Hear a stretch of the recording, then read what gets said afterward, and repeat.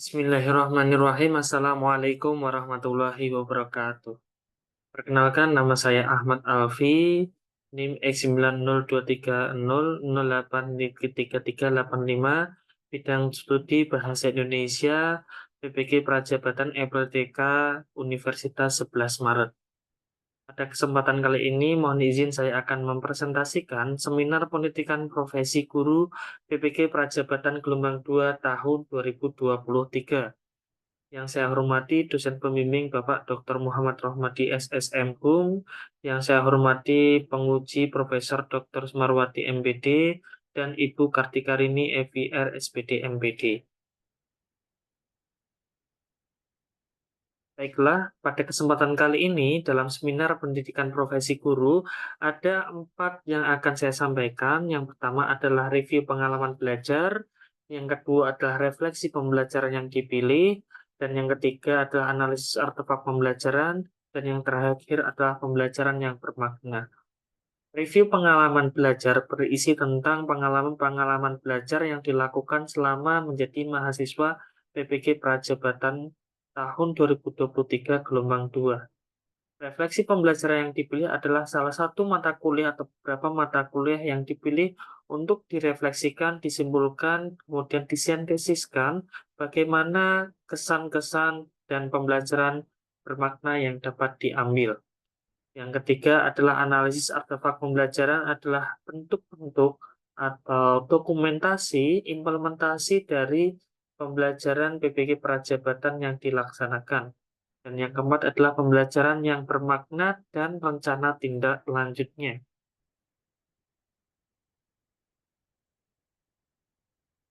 Pada kesempatan kali ini, saya ulangi, pada kesempatan kali ini, saya memilih mata kuliah pemahaman tentang peserta didik dan pembelajarannya, atau PPDP.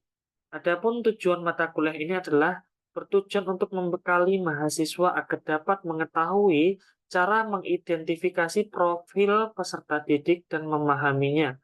Selanjutnya, mahasiswa dapat merancang pembelajaran sesuai dengan profil dan perkembangan peserta didik. Dengan review pengalaman belajar, setidaknya ada 4 dalam mata kuliah pemahaman tentang peserta didik dan pembelajarannya. Yang pertama adalah mengenal peserta didik. Yang kedua adalah pembelajaran yang berpihak pada peserta didik. Yang ketiga adalah asesmen yang mempertimbangkan dan memanfaatkan pengetahuan tentang peserta didik. Dan yang keempat adalah lingkungan belajar yang nyaman bagi peserta didik. Nah, ini semua adalah materi-materi yang dipelajari dalam mata kuliah pemahaman tentang peserta didik dan pembelajarannya. Semuanya adalah penting dan semuanya saling berkaitan. Meskipun demikian, saya tertarik pada topik 2 yang berisi tentang pembelajaran yang berpihak pada peserta didik. Nah, kenapa? Pendidikan yang berpihak pada peserta didik ialah pendidikan yang menuntun tumbuhnya potensi, minat, bakat, serta sesuai dengan kodrat alam dan kodrat zaman anak. Adapun pendidikan yang berpihak pada peserta didik menekankan pada minat, kebutuhan, kemampuan individu, menghadirkan metode belajar yang menggali motivasi untuk menjadikan pembelajaran yang sepanjang hayat dan selalu ingin tahu terhadap informasi dan pengetahuan. Nah, ini semua adalah bagaimana pembelajaran itu tidak hanya melulu berpusat pada guru, tetapi juga berpusat pada peserta didik. Jadi berpihak pada peserta didik itu artinya adalah berpusat pada peserta didik. Peserta didik diberikan kebebasan untuk mengeksplorasi, mengekspresikan. Kemudian bagaimana belajar itu menyenangkan, efisien, dan efektif. Sehingga bisa berpikir secara luas dan kreatif.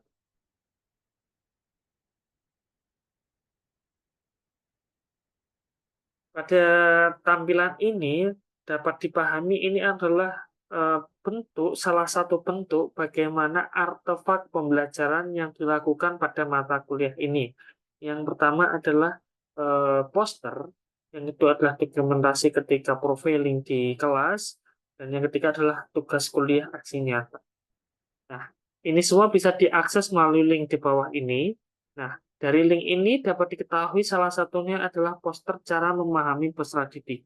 Nah, pada poster itu dapat dijelaskan atau dipahami bahwa seorang guru dapat memahami karakter peserta didik dengan cara mengajar dengan sentuhan hati. Jadi mengajar itu bukan karena hanya bekerja saja, tapi juga karena ada dorongan dalam hati untuk mendidik dan mengajar.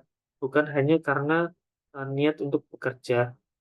Bekerja itu tidak salah, tidak dilarang, akan tetapi akan lebih baik jika diimbangi, dibarengi dengan selaras dengan sentuhan hati atau dorongan hati.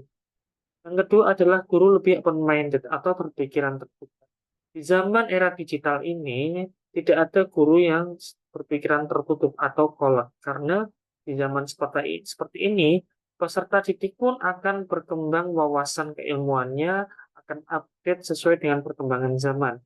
Maka mau tidak mau, guru harus juga ikut berpikiran terbuka, menerima tentang informasi-informasi baru di dunia era digital ini, teknologi, modernisme, dan lain sebagainya.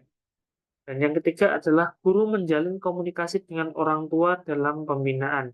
Jadi dalam pembelajaran di sekolah tidak tidak sepenuhnya orang tua dan guru itu terputus komunikasinya. Akan tetapi justru di sini harus ada yang namanya komunikasi yang saling terikat sehingga terciptanya simbiosis mutualisme. Guru di kelas sebagai orang tua anak kemudian mengajar dengan keilmuan yang pelajari, ada materi, kemudian mempelajari sikap, tingkah laku. Begitu juga ketika kembali ke rumah, maka orang tua akan merefleksikan apa yang sudah dipelajari di sekolah, kemudian diimplementasikan di rumah. Sehingga hal itu dikomunikasikan antara kedua pihak, yaitu sekolah dan wali murid, akan tercipta iklim belajar yang berkesinambungan. Sehingga tercipta komunikasi antara orang tua dan sekolah dalam wadah pembinaan yang baik. Yang keempat adalah guru melakukan pengamatan di luar dari pembelajaran formal.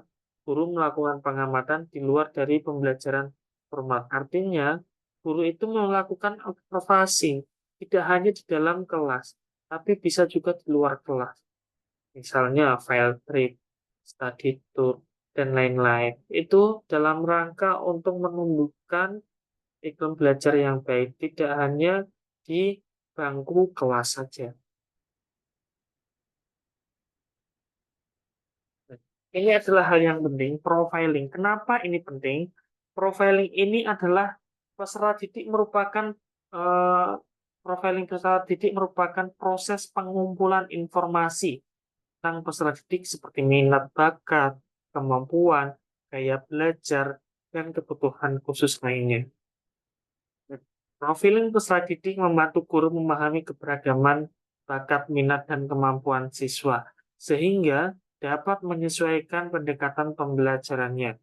Informasi dari profiling memungkinkan penyusunan strategi pembelajaran yang lebih efektif dan meningkatkan motivasi serta hasil belajar siswa. Perlu digarisbawahi dan perlu dicatat bahwa profiling peserta didik membantu guru memahami keberagaman bakat, minat, dan kemampuan siswa. Artinya, tidak semua siswa itu sama kemampuannya. Minatnya juga berbeda, bakatnya juga berbeda-beda bermacam-macam. Nah, dengan adanya keberagaman itu, maka setidaknya guru harus mampu untuk melakukan identifikasi atau profiling karakter peserta didik. Nah, profiling itu apa saja? Profiling tidak hanya mencakup pada gaya belajar, akan tetapi ada beberapa profiling yang dilakukan dengan pengamatan langsung atau wawancara, yang hasilnya secara garis besar akan terklasifikasi menjadi 8 jenis.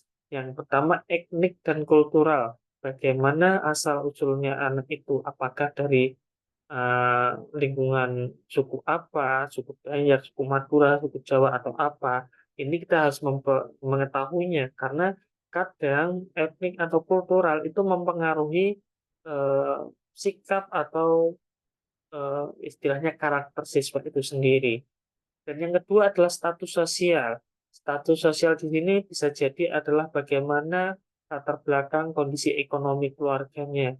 Apakah dari golongan menengah ke bawah, menengah ke atas, atau biasa saja, atau bagaimana. Karena status sosial ini secara tidak langsung juga mempengaruhi tentang psikologis anak. Dan yang ketiga adalah minat dan motivasi belajar. Telah diketahui bersama bahwa dalam minat dan motivasi belajar anak-anak itu berbeda. Minat anak ada yang berminat pada seni, ada yang berminat pada bahasa, ada yang berminat pada angka numerik. Sehingga hal itu perlu diklasifikasi, dipahami bersama. Oh, ternyata anak itu sukanya seperti apa? Apakah menyukai tentang bidang bahasa, linguistik, atau menyukai bidang seni, atau menyukai bidang angka, numerik, sehingga sains itu kan beda-beda. Sehingga guru harus mampu memahami, oh ternyata anak ini lebih condong ke linguistik, bahasa sosial. Oh, anak ini lebih suka pada hal-hal yang bersifat sains. Seperti itu. Dan yang keempat adalah perkembangan kognitif dan kemampuan awal. Nah, ini penting berkaitan dengan yang namanya misalnya IQ. Di awal pembelajaran, awal masuk sekolah, biasanya sekolah akan melakukan tes seleksi. Tes seleksi ini bukan hanya sebagai formalitas, tapi juga penting untuk dilakukan karena untuk mengetahui apakah anak itu secara kognitif itu bisa diajak untuk belajar dengan standar pembelajaran yang dilaksanakan atau kurikulum yang dilakukan. Apabila tingkat kognitifnya atau IQ-nya di bawah standar, maka itu bukan berarti hal yang negatif, akan tetapi ada hal yang akan ada treatment khusus untuk eh, ada treatment khusus untuk membuat pengalaman yang berbeda sesuai dengan kemampuan kognitifnya seperti itu. Dan yang kelima adalah gaya belajar. Gaya belajar siswa itu bermacam-macam. Yang pertama ada gaya belajar audio, kemudian ada yang gaya belajar visual, ada gaya belajar audiovisual. Semua itu perlu dipahami oleh guru karena berkaitan dengan bagaimana nyamannya belajarnya seorang anak. Dan yang keenam adalah perkembangan sosial emosional berkaitan dengan emosi anak, kejiwaan anak, kemudian gaya sosial anak, apakah introvert atau extrovert. Yang ketujuh adalah perkembangan moral berkaitan dengan religiositas, kejujuran, nilai akhlak, dan sebagainya. Dan yang kedelapan adalah perkembangan motorik. Jadi bagaimana anak itu aktif dalam bergerak, bukannya pasif, ya, pendiam saja. Mengapa topik profiling peserta didik penting untuk dipelajari? Profiling peserta didik penting dilakukan untuk membantu guru mengenal peserta didik, memahami perbedaan individu, dan mengidentifikasi letak perbedaan tersebut. Jadi memang penting untuk dipelajari untuk membantu guru. Karena kalau guru tidak mampu memahami karakter siswa, pasti akan kesulitan. Karena pembelajaran yang dilakukan di dalam kelas dengan berbagai anak yang bermacam-macam, tidak mungkin dilakukan dengan satu jenis asesmen saja. Harus ada asesmen yang berbeda, gaya belajar yang berbeda, sehingga semuanya mendapatkan eh, pengalaman belajar yang sesuai dengan kebutuhan mereka. Apa pembelajaran yang bermakna dalam pemahaman peserta didik ini dan pembelajarannya? Pembelajaran bermakna yang saya dapat adalah eh, ketika diterapkan setelah mempelajari topik-topik di mata kuliah pemahaman peserta didik dan pembelajarannya adalah ternyata sangat diperlukan ilmu yang mempelajari teori dan praktik yang berhubungan dengan memahami karakter peserta didik. Pembelajaran bermakna yang lainnya, dalam perencanaan pembelajaran, asesmen yang harus dilakukan pertama kali adalah asesmen diagnostik. Kenapa? Asesmen diagnostik bertujuan untuk mengetahui karakteristik dan kebutuhan peserta didik. Setelah itu, saya dapat merancang kegiatan pembelajaran yang sesuai dengan karakteristik dan kebutuhan mereka. Perlu diingat, diagnostik teknik tidak hanya berkaitan dengan eh, untuk mengetahui gaya belajar siswa, akan tetapi lebih dalam lagi bisa tentang etnik kultural, kemudian tentang budayanya, status sosial, dan lain sebagainya yang tadi sudah dijelaskan. Hasil refleksi pengalaman belajar selama mengikuti program BPG, yang pertama adalah saya menyadari bahwa pendidikan di Indonesia seharusnya fokus meningkatkan dan mengembangkan potensi peserta didik dengan optimal, meningkatkan inklusivitas atas keberagaman peserta didik, dan yang ketiga adalah mengembangkan karakter dan moral peserta didik. Yang kedua adalah saya menyadari bahwa untuk menjadi guru profesional harus menguasai kompetensi pedagogi, kepribadian, sosial, dan profesional. Kreatif dan inovatif terhadap berbagai metode dan strategi pembelajaran menjadi pembelajar sepanjang hayat. Rencana tindak lanjutnya adalah tiga hal menjadi ketika mulai karir menjadi guru. Yang pertama adalah mengenal karakter dan membangun hubungan positif dengan peserta didik, merancang pembelajaran yang menarik dan efektif, mengkaji peran teknologi dalam pembelajarannya. Nah, sebagai guru profesional, saya akan melakukan mengembangkan keterampilan diri melalui berbagai pelatihan, memanfaatkan teknologi dalam pembelajaran, serta berkolaborasi dengan sesama guru. Nah, ini adalah salah satu kutipan dari Ki Hajar Dewantara, Bapak Pendidikan Nasional atau Bapak Pendidikan Indonesia yang sudah menjadi kiblat tentang pembelajaran keilmuan pendidikan di Indonesia. Beliau menyampaikan bahwa guru jangan hanya memberi pengetahuan yang perlu dan baik saja, tapi harus juga mendidik si murid akan dapat mencari sendiri pengetahuan itu dan memakainya guna amal keperluan umum.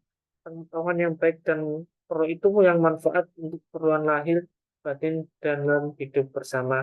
Artinya, guru tidak hanya bertugas mendidik dan mengajar saja, tapi memberikan pemantik dan memberikan eh, bekal agar peserta itu mampu secara inovatif menggali keilmuannya sendiri. Ibarat kata, seperti kata pepatah, jika ingin memberi pelajaran kehidupan tentang orang, itu jangan hanya diberikan ikannya saja, tapi berikan kailnya, berikan pancingnya, agar orang itu belajar memancing dan akhirnya bisa mendapatkan ikannya dengan caranya sendiri. Itu adalah hal yang diungkapkan oleh Ki Hajar Dewantara, kurang lebih seperti itu maksudnya. Sehingga eh, bisa bermanfaat keperluan lahir dan batin hidup bersama.